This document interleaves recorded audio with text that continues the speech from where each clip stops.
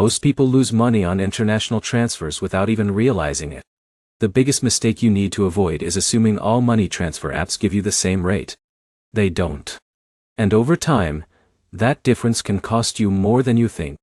In this video, you'll understand exactly how Wise compares with Remitly in 2026, which one is cheaper, and which one is actually better depending on your situation.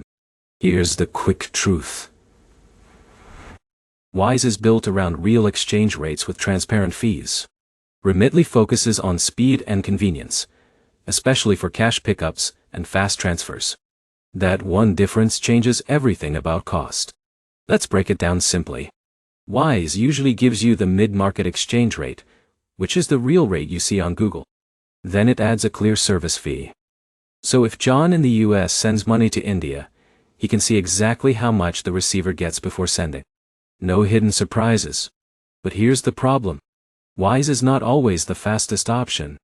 Depending on the corridor, transfers can take a bit longer, especially for bank deposits.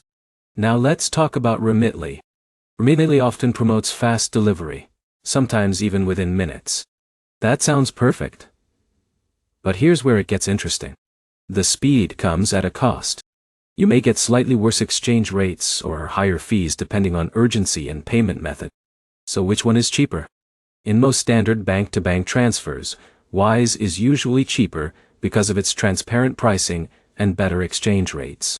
But Remitly can sometimes be competitive during promotional rates, or when sending smaller urgent transfers.